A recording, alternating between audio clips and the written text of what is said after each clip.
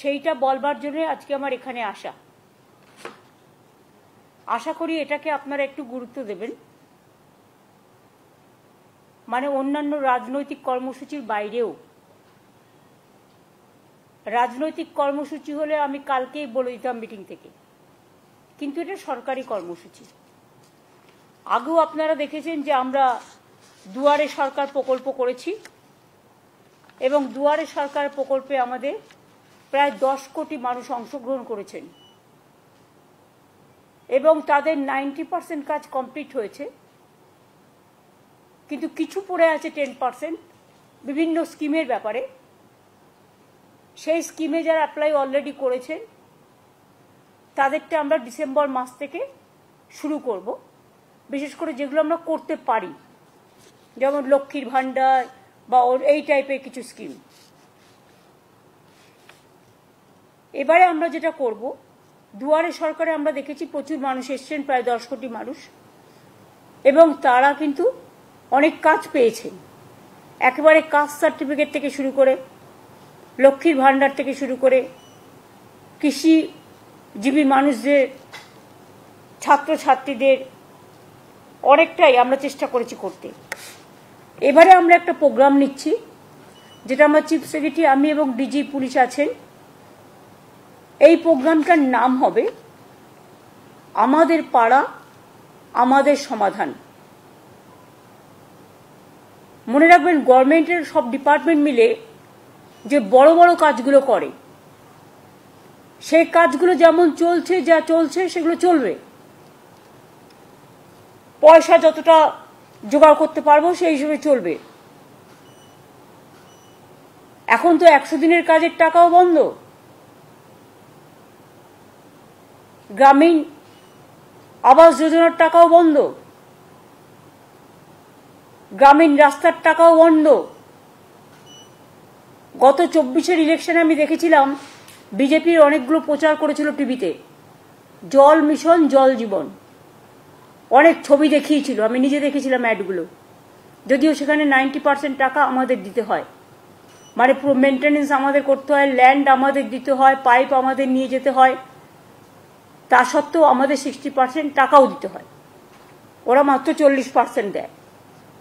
এবং তার মধ্যে মেনটেনেন্স ধরা নেই, তার মধ্যে ল্যান্ডের দাম ধরা নেই, তার মধ্যে কিছুই ধরা নেই। কিন্তু সেই টাকাটাও বন্ধ করে দিয়েছে। যেটা আমাদের জল স্বপ্ন প্রকল্প, যেটা আমরা মানুষকে বলেছিলাম পৌঁছে দেবো সবটা, আমরা প্রায় 98 লক্ষ মানুষের বাড়িতে বাড়িতে জল, নলবাহিত জল পৌঁছতে পেরেছি। কিন্তু এখনো অনেক জায়গায় পাইপ পড়ে আছে। কিন্তু যেহেতু টোটাল ফান্ডটা গভর্নমেন্ট অফ ইন্ডিয়া বন্ধ করে দিয়েছে, তাই আমরা জমি দেওয়া সত্ত্বেও, আমরা পাইপ ফেলা সত্ত্বেও, আমরা আমাদের টাকা দেওয়া সত্ত্বেও সেই কাজটা এখন আটকে আছে। এখন আমাদের প্রায় 94টা সোশ্যাল স্কিম চালাতে হয়।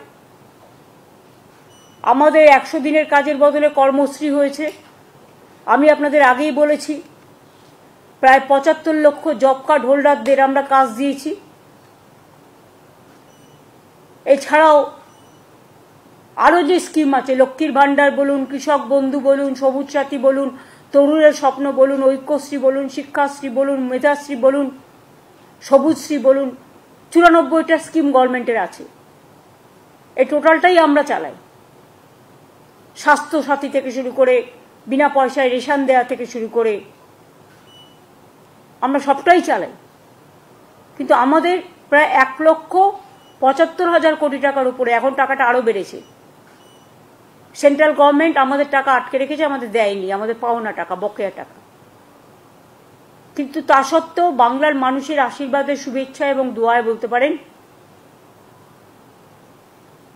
আমরা চেষ্টা করছি কেন্দ্রীয় সরকারের বৈষম্য বঞ্চনা সত্ত্বেও মানুষের কাজ, মানুষের মুখের হাসি যেন কেউ কেড়ে নিতে না পারে। দুয়ারে সরকারে আমরা দেখেছিলাম আগে মানুষকে এখানে ওখানে ঘুরে বেড়াতে হতো, কিন্তু দুয়ারে সরকারে অনেক মানুষ নিজে আসতেন এবং নিজের কথাটা বলতে পারতেন। অনেক সুযোগ আমরা দুয়ারে সরকার থেকে অনেক মানুষের কাছে পৌঁছাতে পেরেছি। সেই জন্য দুয়ারে সরকারে যারা পার্টিসিপেট করেছিলেন, অফিসার সহ, সরকারি কর্মচারী সহ, বিডিও, এসডিও, ডিএম, আইসি, ওসি, এসপি, অ্যাডিশনাল এসপি সহ, ডিএসপি সবাই সহ, সাধারণ মানুষও যারা এসছিলেন তাদের কাছে আমরা কৃতজ্ঞতা জানাচ্ছি। আমরা অনেক সময় দেখি ছোট ছোট পাড়ায় হয়তো একটা কলের দরকার, হয়তো একটা ছোট্ট পাড়া তার একটা ছোট্ট গ্রামীণ রাস্তা অল্প করে দিলে তাকে কাদায় হাঁটতে হয় না। অনেক সময় আমরা বিদ্যুৎ পৌঁছেছি অনেক জায়গাতেই, কিন্তু বাই চান্স যদি কোনো জায়গা বাদ হয়ে যায় যেখানে ইলেকট্রিসিটি নেই, হয়তো একটা ইলেকট্রিক পোল বসাতে হবে বা বর্ষায় ভেঙে গেছে, এই রকম ধরনের ছোট ছোট কাজগুলো, ধরুন একটা আইসিডিএস সেন্টারের বাড়ি ভেঙে পড়েছে, তার ছাদটা করে দিতে হবে। ধরুন একটা স্কুলের ছাদটা দিয়ে জল পড়ছে, ওই ছাদটা করে দিতে হবে, পুরো স্কুল বিল্ডিং নয়, ছাদটা। এইরকম ছোট ছোট কাজের জন্য আমরা একটা প্রোগ্রাম নিয়েছি গভর্নমেন্টের, আমাদের পাড়া আমাদের সমাধান। এক্ষেত্রে সিস্টেমটা হচ্ছে আমাদের সরকারি প্রকল্পে অনেক মানুষ অংশ নিয়েছেন, এবার মানুষের প্রকল্পে আমাদের সরকার পথে নামছেন। যদিও এটা খুব ছোট্ট প্রোগ্রাম, কিন্তু যদি বিস্তৃতি দেখেন তাহলে এর বিস্তৃতি খুব ব্যাপক। মাননীয় প্রধানমন্ত্রীজি বারবার বলেছেন আত্মনির্ভরশীলতার কথা, কিন্তু কার্যক্ষেত্রে কিছু হয়নি, করতে হয় টোটালটাই স্টেটকে। আমরা এখানে কি করছি, আমরা যেটা আমাদের পাড়া আমাদের সমাধান, সারা দেশে এইরকম উদ্যোগ এই প্রথম। এখানে মানুষ নিজেদের বুথে, ওই ব্রিজ নয় বা স্কুল নয় বা বড় বড় প্রোগ্রাম নয়, সেগুলো যেমন ডিপার্টমেন্ট করে ডিপার্টমেন্ট করবে, এটা এক্সট্রা প্রোগ্রাম। গ্রামে ছোট ছোট সমস্যা থাকে, সেটা আমাদের সরকারি অফিসাররা শুনবেন এবং তাদের একটা জায়গায় একত্রিত করবে। 3টে করে বুথ নিয়ে একটা সেন্টার হবে, একটা পাড়া হবে, এবং 3টে বুথ নিয়ে আমাদের 80,000 বুথ আছে। এটা করতে 2 মাস সময় লাগবে, কারণ একটা বুথ থেকে আরেকটা বুথে যাবে, আরেকটা বুথ থেকে আরেকটা বুথে যাবে, এবং একদিন করে প্রত্যেকটা বুথে তারা সারাদিন থাকবে এবং সেখানকার সাধারণ মানুষ তাদের জন্য একটা করে জায়গা থাকবে, সেখানে এসে তারা তাদের গ্রামের সমস্যা জানাতে পারে। এটা গ্রামের সমস্যা, এবং সেক্ষেত্রে আলোচনা করে সরকারি অফিসাররা ঠিক করবেন কতটুকু আমরা করতে পারি। বড় প্রোগ্রাম নয়, এটা কিন্তু ছোট। আমরা স্মল ইজ বিউটিফুল, স্মলে চলে যাচ্ছি, গ্রামের অন্দরে, মাটির অন্দরে। সমস্ত কাজই হবে স্বচ্ছতা বজায় রেখে, নিরপেক্ষতা মেনে, অনলাইন পোর্টালের মাধ্যমে, কিন্তু মানুষ নিজের সমস্যা নিজে জানাতে পারে, নিজের কাগজ নিজে জমা দিতে পারে। আমরা যেটা বলতে চাই যে আমাদের অফিসাররা তাদের সাথে আলোচনা করবেন, 3টে বুথ নিয়ে একদিন করে ক্যাম্প হবে পাড়ায় পাড়ায়, মানে 3টে বুথ নিয়ে, আমাদের 80,000 বুথ আছে, এবং এখান থেকে কথাগুলো শোনার পরে আমরা একটা ফান্ড স্যাংশন করছি। এত সমস্যার মধ্যেও একটা বুথের জন্য আমরা এর জন্য ছোট ছোট কাজ করার জন্য 10 লক্ষ টাকা করে স্যাংশন করব। তার মানে এখানে প্রায় 8,000 কোটি টাকার উপর সরকারের খরচা হবে, এবং এর ফলে একটা গ্রাম একটা বুথ নিয়ে হয়, আপনারা জানেন, তার কিছু ছোটখাটো সমস্যা থাকতেই পারে, কিন্তু যে ছোটখাটো সমস্যাগুলো হয়তো পঞ্চায়েত স্তরেও তারা পায় না, সেক্ষেত্রে পঞ্চায়েত যেমন কাজ করছে করুক, গ্রামসভা যেমন কাজ করছে করুক, জেলা পরিষদ যেমন কাজ করছে করুক, মিউনিসিপ্যালিটি যেমন করছে করুক, কিন্তু এটা আমরা পশ্চিমবঙ্গ সরকার আমার পাড়ায় আমার সমাধান এই প্রোগ্রামটা করছি। এটা শুরু হবে 4ই আগস্ট থেকে, সরি 2 আগস্ট থেকে, মানে ফ্রাইডে থেকে, স্যাটারডে থেকে হবে। মানে এই শনিবার তো হবে না, 27 জুলাই, নো, নেক্সট পরের শনিবার থেকে। এটা হচ্ছে রাজ্য স্তরে, এর জন্য একটা টাস্ক ফোর্স হবে, তার দায়িত্বে থাকবেন চিফ সেক্রেটারি নিজেই। ফাইন্যান্স সেক্রেটারি ও অন্যান্য দপ্তরের ইম্পর্টেন্ট যারা এইসব কাজ রিলেটেড, তাদের নিয়ে চিফ সেক্রেটারি মাথায় থেকে একটা টাস্ক ফোর্স তৈরি করবেন যারা এটাকে মনিটরিং করবে। আর সেম টাস্ক ফোর্স ডিস্ট্রিক্ট লেভেলেও সিএস তৈরি করে দেবেন, সেখানে যারা মনিটরিং করবে। এবং পুলিশ তো সাথে নিশ্চয়ই থাকবে, কারণ ল অ্যান্ড অর্ডার তো তাদের দেখতে হয়। আমরা এই জন্যই প্রোগ্রামটা করছি যে ছোট সমস্যাও কিন্তু অনেক সময় মানুষ খুশি হয়, তাদের কথা কেউ শুনছে, তাদের পাড়াটাকে কেউ মাথায় রেখেছে, তাদের গ্রামটাকে কেউ মাথায় রেখেছে। এই সুযোগে গভর্নমেন্ট একটা 80,000 বুথে পৌঁছে যাওয়ার চেষ্টা করবে। 2 মাস টাইম দেওয়া হচ্ছে, মাঝে পুজোর সময়টার জন্য 15 দিন ছুটি থাকবে, সেই 15 দিনটা আমরা পরের দিকে বাড়িয়ে দেবো, কিন্তু আমরা বুথটাকে কমপ্লিট করব। এই প্রোগ্রামটার জন্যই ওপর থেকে নয়, নিচ থেকে মানুষের কথা শোনা এই প্রোগ্রামটার আসল উদ্দেশ্য, তৃণমূল স্তরে গিয়ে। এবং পাশাপাশি দুয়ারে সরকারও হবে।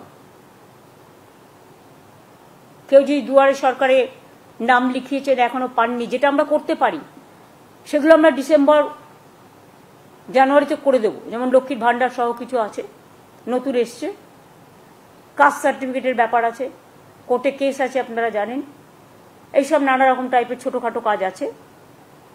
এইটাই হচ্ছে মেন আমাদের প্রাথমিকতা, যে মানুষ নিজেকে নিয়ে গর্ব করুক, নিজেকে সম্মানিত করুন। সরকারের কাছে কাউকে পৌঁছতে হবে না, সরকার তাদের দরজায় পৌঁছে যাবে। আমরা দুয়ারে সরকার করেছি, আমরা দুয়ারে রেশন করার চেষ্টা করেছি, পাড়ায় পাড়ায় গিয়ে রেশন দেওয়া হচ্ছে। সেইভাবে এটা আমাদের পাড়া আমাদের সমাধান। 3টে করে বুথ নিয়ে একদিন করেই ক্যাম্প হবে। সকলের সহযোগিতা কামনা করব। এবং এতে আমি আগেও বলেছি, আবার বলি, 8,000 কোটি টাকার উপর খরচ হবে, সেটা স্যাংশন করা হয়েছে এবং সমস্ত কাজই শেষ হবে। পরিকল্পনা থেকে রূপায়ণ সময় বেঁধে 180 দিনের মধ্যে। মানে এখানে 3 মাস বলছে, কিন্তু আমায় করতে হবে 2 মাস, কারণ আগে আমরা ঠিক করেছিলাম 2টো করে বুথ নিয়ে করবো, এখন আমরা ঠিক করেছি 3টে করে বুথ নিয়ে করবো। সেই জন্য এটা কমে যাবে, টাইমটা 60 দিনের মধ্যে হবে। এইটা হচ্ছে, আমি সিএসকে বলবো আজ থেকেই পরিকল্পনার কাজ শুরু করে দেওয়ার জন্য। এটা আমি সিএসের হাতে তুলে দিচ্ছি অফিসিয়ালি, যদি ওনার কাছে আছে সব। এটা ছিল আমাদের সরকারি প্রোগ্রাম ঘোষণা। এবার আমি সরকারি প্রোগ্রামের বাইরে, যদিও বাংলা রিলেটেড বলেই বলছি, দেখুন কালকেও আলিপুরদুয়ারের একজনের কাছে, এও তপশিলি সম্ভবত, অঞ্জলিশীল নিত্যশীল স্বামী, ফালাকাটা, কিন্তু চিঠিটা গেছে কুচবিহারে ভুল করে, আলিপুরদুয়ারে। এবং 19 আর 25 তারিখে লিখেছেও পুরোটা আসামি ভাষায়, এবং আসাম গভর্নমেন্ট থেকে। এই দেখুন, ফরেনার্স ট্রিব্যুনাল কোকরাঝড়, এখান থেকে চিঠিটা গেছে। বাংলার ব্যাপারে আসাম কি করে হস্তক্ষেপ করে? এটা শুধু আনএথিক্যালি নয়, আনকনস্টিটিউশনাল, ইললিগাল, এবং ওরা কিন্তু সীমারেখা লঙ্ঘন করছেন।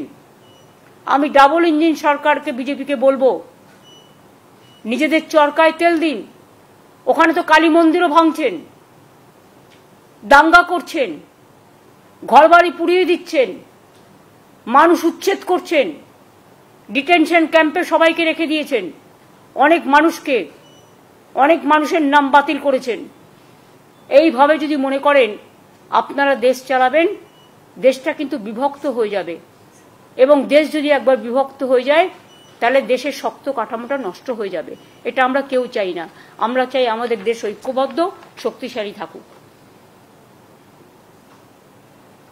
এটা যদি কেউ চান, আসামি ল্যাঙ্গুয়েজে লিখেছে, আমি সৌম্যকে দিয়ে দিচ্ছি, সব প্রেসকে একটা করে কপি দিয়ে দেবে। আমি নিজে ভাষাটা পড়লাম, প্রথমে দেখে মনে করবেন ওটা বাংলা ভাষা, তা নয়। আসামি ভাষার সাথে বাংলা ভাষার কিছুটা মিল আছে, আমরা বুঝতে পারি, কিন্তু সবটা তো বুঝতে পারি না, কারণ সবটা সম্বন্ধে আমরা তো অভ্যস্ত নই। কিন্তু ডিটেলস ছুটিটা পুরো আমি বুঝতে পারলাম, লিখেছে আসামি ভাষায়। এবার দেখুন, বাংলাদেশ সাসপেক্ট করে আজকে আবার একটা চিঠি এসছে গভর্নমেন্ট অফ ইন্ডিয়া থেকে, হরিয়ানা থেকে, হরিয়ানার গুরগাঁও থেকে, ডাবল ইঞ্জিন সরকার। সেখানে অনেকগুলো নাম দিয়ে বলা হচ্ছে, in all district Kolkata, district collector মানে ডিএমদের কাছে, মালদা জেলা, দক্ষিণ দিনাজপুর জেলা, উত্তর দিনাজপুর জেলা, নদিয়া জেলা, মুর্শিদাবাদ জেলা, কুচবিহার জেলা, উত্তর 24 পরগনা জেলা, এবং অল এসপিকেও বলা হয়েছে যে নামগুলো সব ভেরিফাই করে ইমিডিয়েট আমাদের জানাও, এমএইচ এর গাইডলাইন্স অনুযায়ী। এরা কি চাইছে, বাংলাটাকে দখল করতে নাকি? মানে গায়ের জোরে বাংলা রাজ্যটাকে উঠিয়ে দিতে? ভাষা সন্ত্রাস চলছে, মানুষের উপর অত্যাচার সন্ত্রাস চলছে। এবার প্রত্যেকটা জেলা চুনকে চুনকে, মানে বেছে বেছে জেলার মানুষদের যাতে সংকটে ফেলা যায়। আমি সবাইকে বলবো, কেউ ভয় পাবেন না, আমরা আমাদের কাজ আমাদের মতো করব, মানুষকে রক্ষা করা আমাদের দায়িত্ব এবং কর্তব্য। এই সব করে ভোটার লিস্ট থেকে নাম বাদ দিয়ে বিজেপি যদি মনে করেন মহারাষ্ট্র দিল্লির মতো বাংলায় জিতবেন, তাহলে ভুল করছেন। মানুষের বিস্ফোরণ গতকাল আপনারা দেখেছেন, কাউকে আমরা নিয়ে আসিনি, তারা নিজেদের তাগিদে এসছেন। এবং এটাও যদি চান, এটাতেও প্রায় নাম আছে 52 জনের।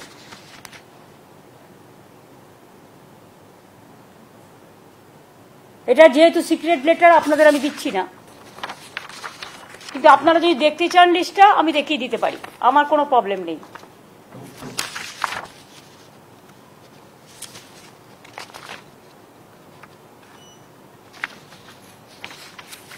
এই দেখুন ফুল পেজ লিস্ট, দেখুন ফুল পেজ লিস্ট, দেখুন ফুল পেজ লিস্ট।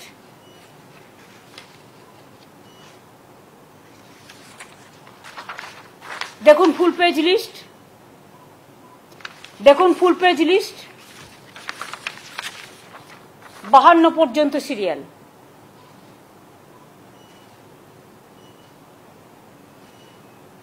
এই যে জেলাগুলো বললাম, সেই জেলাগুলো সব ইনভলভ আছে। এবার আপনারা সাংবাদিক বন্ধুরা আমায় বলুন তো, আপনারা তো সব জায়গায় যান, এটা তো ইন্ডিয়ান সিটিজেনদের রাইট। ভারতবর্ষের যে কোনো প্রান্তে যে কোনো লোক যেতে পারে, কাজ করতে পারেন, রাইট টু ওয়ার্ক, এটা আমাদের সংবিধানে বলা আছে। আমাদের এখানেও যেমন 1.5 কোটি মানুষ কাজ করেন, তাছাড়াও সব স্টেটের মানুষ এখানে থাকেন, ব্যবসা করেন, কেউ ইন্ডাস্ট্রিতে আছেন। কই আমাদের এখানে তো প্রবলেম হয় না? তাহলে আমাদের রাজ্যের লোক যদি কোথাও কাজ করে, তাহলে বিজেপির প্রবলেমটা কোথায়? আর তারা যে নিজে থেকে গেছে তো তা নয়, তাদের স্কিল আছে বলে, ট্যালেন্ট আছে বলে নিয়ে গেছে। গুজরাটের মানুষদের যখন 2টো প্লেনে করে শিকলবন্দি করে নিয়ে আসা হলো, এটা গুজরাটের মানুষকে অপমান করা নয়, তার অস্মিতাকে অসম্মান করা নয়? তেমনি মনে রাখবেন, গুরগাঁওয়ে যাদের রেখে দিয়েছেন ডিটেনশন ক্যাম্পে বা জেল তৈরি করে, আসামে যাদের রেখে দিয়েছেন, উড়িষ্যায় যাদের রাখছেন, ছত্তিশগড়ে যারা রাখছেন, মধ্যপ্রদেশে যাদের রাখছেন, রাজস্থানে যাদের রাখছেন, দিল্লিতে যাদের রাখছেন, মনে রাখবেন, আমি জানি না কারায় বুদ্ধি দিচ্ছেন। নিশ্চয়ই বুদ্ধিভ্রম হয়েছে, বুদ্ধিভ্রষ্টা হয়েছে। পয়েলগাঁওতে যারা আক্রমণ করলো সেই জঙ্গিদের কেন অ্যারেস্ট করছেন না? মণিপুরে যে তাণ্ডব আজও চলছে, আসামের মুখ্যমন্ত্রী মহাশয়, আপনাকে সম্মান জানিয়েই বলছি, আপনি মণিপুর তো কন্ট্রোল করতে পারলেন না, আপনি নাকি নর্থ ইস্টার্নের দায়িত্বে। এমনকি মণিপুরের যিনি মন্ত্রী মহাশয়, যিনি আবার নর্থ ইস্টার্নের চার্জেও আছেন, তারা কেউ ভয়ে মণিপুরে যেতে পারেন না। আর যত কিছু আপনাদের রাগ, বিদ্বেষ, বঞ্চনা, লাঞ্ছনা, অত্যাচার, অসম্মান, আমাদের ভাষার উপর অত্যাচার, ভাষা সন্ত্রাস, অস্মিতা, ভাষা আমাদের অস্মিতা, ভাষাকে আমরা মনে করি আমাদের সম্মান, সব মানুষের ভাষা, সব মানুষের সম্মান। আমি আবার বলছি, I am not against of any language, any languages. I love all the languages because unity in diversity is our origin. We have different states, different religions, different food practice, different culture.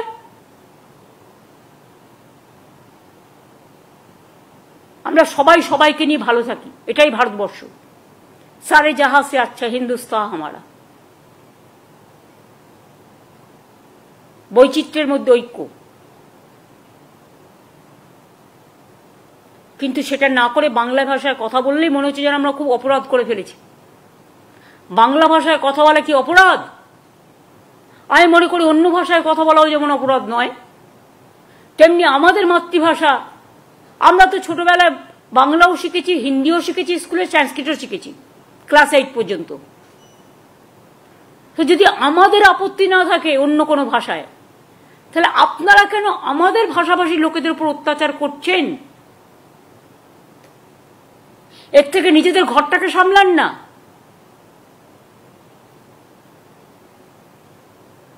ঘরে আগুন লাগলে জলে আগুন নেভাবেন কি করে?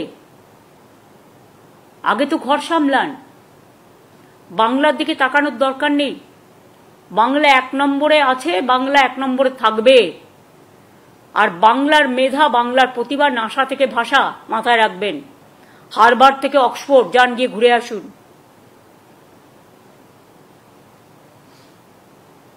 আমি একটা ছোট্ট বলছি, স্টোরির মতো, আমরা ছোটবেলা থেকে শুনে আসছি। একবার মা দুর্গা, কার্তিক আর গণেশকে, যেহেতু আমাদের ন্যাশনাল ফেস্টিভ্যাল হয়, ইউনেস্কো ট্যাঞ্জিবল ইনট্যাঞ্জিবল হেরিটেজ পেয়েছে, যে মা দুর্গা বলছেন কার্তিক আর গণেশকে, দেখি কে আমাকে সারা পৃথিবী তাড়াতাড়ি ঘুরে আসতে পারে, এই রকম টাইপের। হয়তো কথাটা ঠিক নাও হতে পারে, আমার ছোটবেলার স্মরণ থেকে বলছি। তখন কার্তিক ময়ূরপঙ্খী নিয়ে, ময়ূর নিয়ে ঘুরে, তার বাহন নিয়ে ঘুরে বেড়ালো সারা পৃথিবী, কিন্তু গণেশ শুধু মাকে প্রদর্শন করলো। তখন মা বললেন, দেখলে তো, মাকে ঘোরা, মাকে নিয়ে ঘোরা, মাকে চারিপাশে ঘোরা মানে পৃথিবীকে ঘোরা। যেটা রবীন্দ্রনাথ ঠাকুরের ভাষায়, দেখিতে গিয়াছি পর্বতমালা, দেখিতে গিয়াছি সিন্ধু, দেখা হয় নাই চক্ষু মেলিয়া, ঘর হতে শুধু 2 পা ফেলিয়া, একটি ধানের শীষের ওপর একটি শিশির বিন্দু। এগুলো বাংলার অবদান, জাগরণের অবদান, জাতির অবদান। আমরা আজও গর্ব করে বলি, ন্যাশনাল সং লিখেছেন ইন্ডিয়ার বঙ্কিমচন্দ্র চট্টোপাধ্যায়, আর ন্যাশনাল আন্থেম লিখেছেন বিশ্বকবি রবীন্দ্রনাথ ঠাকুর। রামকৃষ্ণ বলুন, স্বামী বিবেকানন্দ বলুন, বিদ্যাসাগর বলুন, চিত্তরঞ্জন দাস বলুন, ক্ষুদিরাম, প্রফুল্ল চাকি, বিনয় বাদল, দীনেশ, মাতঙ্গিনী হাজরা, যাই বলুন না কেন, নেতাজি সুভাষচন্দ্র বোস, গান্ধীজিও খুব ভালোবাসতেন বাংলাকে, যদিও পোরবন্দরে তার জন্ম, গুজরাটে, কিন্তু তিনি যখন দাঙ্গা হচ্ছিল তখন তিনি বেলেঘাটায় গান্ধী ভবনে বসেছিলেন ফ্রিডম অ্যাট মিডনাইটের দিন। কেন জানেন? যাতে দেশ ভাগের পরে কোনো দাঙ্গা না হয়, দাঙ্গা সামলাবার জন্য। তার মানে ভালোবাসতেন বলেই তো ছিলেন। বেলেঘাটায় গান্ধী ভবন আছে আমাদের। আমরা গান্ধীজিকে দেশের নেতা বলি, জাতির পিতা বলি। তখন কি ভাবি যে উনি কোন দেশ কোন রাজ্যে জন্মেছিলেন? সেটা ভাবি না, আমরা ভাবি উনি জাতির পিতা। দেশের নেতা কেমন হয়? দেশকে যিনি ভালোবাসেন তিনি হয় দেশের নেতা। সুতরাং মানুষকে ভালোবাসলে তবেই দেশকে ভালোবাসা যায়, আর মানুষকে ভালো না বাসলে দেশকে ভালোবাসা যায় না। এইটুকুই আমার বলার ছিল। আমি ডকুমেন্টটা সিএস এর কাছে দিচ্ছি, কারণ যেহেতু ডকুমেন্টটা আমাদের কাছে এসছে। এই পর্যন্ত আজকে আমার বলার ছিল। তারপরে যদি এই সাবজেক্টের উপরে আপনাদের কোনো কোশ্চেন থাকে, ইউ ক্যান। एक सवाल था पार्लियामेंट से जुड़ा हुआ। पहले आप बताओ, आप लोग तो हम जो कहते हैं वो आप कहते हैं, वो तो नहीं कहते हैं। आप लोगों के ऊपर तो रेस्ट्रिक्शन होता है, बीजेपी जो कह देता है वही आप लोग कह देते हैं। आप कर सकते हैं ना, हम जो बोलते हैं करने का हिम्मत है। आज तो दूरदर्शन को भी ले लिया, एएनआई को भी ले लिया, सबको ले लिया, लेकिन आप पूछिए, आपका पूछने का हक है। कल पार्लियामेंट में राज्यसभा में ऑपोजिशन एमएलए से मूव किया था नोटिस जस्टिस वर्मा के खिलाफ, उसके बाद भी वाइस प्रेसिडेंट जगदीप धनखड़ ने उसको एक्सेप्ट किया। आपकी उसको घुमा रहा है। देखिए, जो हमारा पता नहीं है, ये चीज आप लोगों को तैयार करके देता है, आप करते हैं। इसका अंदर में और कुछ गड़बड़ है, देख लो। क्यों आप इसको डेकोरेशन किया है? ये आपका डेकोरेशन हो सकता है, और इसको जवाब दिए हम नहीं कर सकता है। इसको पार्लियामेंट्री कमेटी सब है, एमपीज लोग है, उसको सवाल करने का आदत है, वो जब मौका मिलेगा करेगा। लेकिन आप तो क्वेश्चन तैयार करके ले आया, रिप्लाई तैयार करके ले आया, आपको कैसे पता चला इसके लिए किया? You can not decide the political parties for what reason mister Dhankhar resigned. You cannot decorate that line.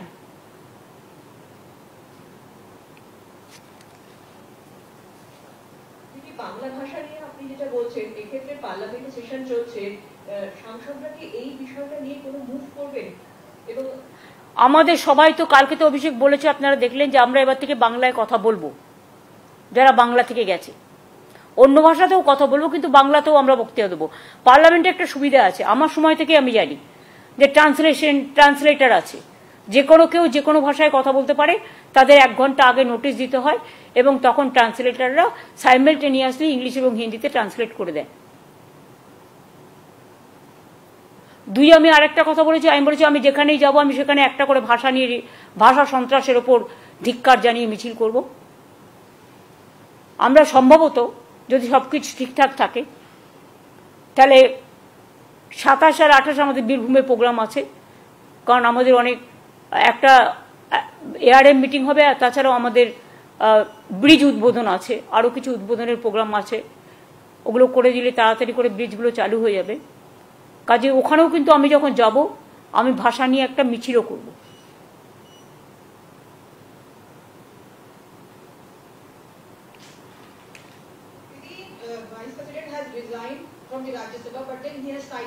You are from ANI? You are from ANI? No, Didi, from PTI. PTI, okay.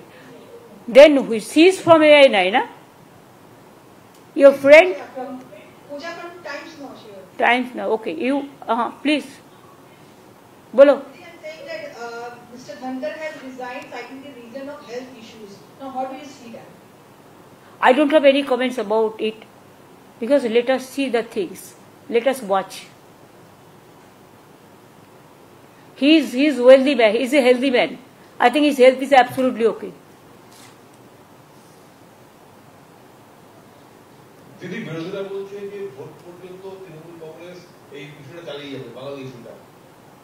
কেন vote পর্যন্ত, কেন সারা জীবন চালিয়ে যাবে?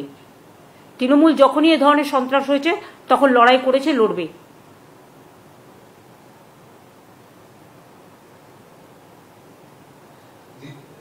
দিদি, আপনি বললেন যে অনেকের কাছে এরকম চিঠি এসছে। আমরা আগে দেখেছিলাম যখন এরকম কোনো মানুষকে সন্দেহ চোখে রেখে ডিটেনশন ক্যাম্পে পাঠিয়েছে, তখন রেসপেক্টিভ ডিস্ট্রিক্ট পুলিশের কাছে লেটার যায়, কোয়েরি লেটার যায়। এখন কি সরকার থেকে কোনো স্ট্যান্ডার্ড ইনস্ট্রাকশন পুলিশের কাছে যাবে যে সরকারকে না জানিয়ে পুলিশ নিজেদের থেকে? তারা তো আগেই তাদের ভরে দিয়েছে, পরে তো আমরা জানতে পারছি, তখন আমাদের ইনফরমেশন আমরা দিয়ে দেবো। তাহলে এখানে যারা আছে তাদের সম্বন্ধেও এই কোয়ারি হবে তো? এখানে যে মানুষগুলো কাজ করে তাদের সম্বন্ধেও এই কোয়ারি যদি স্টার্ট করি আমরা, সেটা কি ভালো দেখাবে? আমি করতে চাই না, কারণ we respect each and everybody. একটা ভাষায় কথা বলা কারো অপরাধ নয়। আজকে সাউথ ইস্ট পুরো এশিয়াতে বাংলা ভাষায় কথা বলার ভাষা হচ্ছে 2য় স্থানে, আর সারা পৃথিবীতে 5ম স্থানে। 30 কোটির বেশি মানুষ বাংলায় কথা বলে, এটা মাথায় রাখবেন পৃথিবীতে।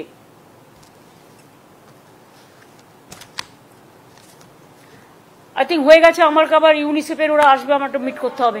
একটা জিনিস সেখানে জিজ্ঞেস করা ছিল, সেটা হচ্ছে যে এই যাদের নিয়ে কোয়েরি করতে পাঠাচ্ছে তাদেরকে নির্দিষ্ট হোল্ডিং যাচ্ছে, মানে যে রাজ্য থেকে কোয়েরি পাঠাচ্ছে সেখানে 30 দিনের জন্য একটা হোল্ডিং ক্যাম্পে রেখে দেওয়া হচ্ছে।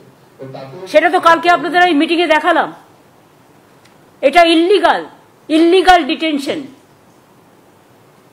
এবং অসম্মান আমাদের মাতৃভাষার প্রতি। এটা চ্যালেঞ্জ হবে, just wait and see. It will be challenge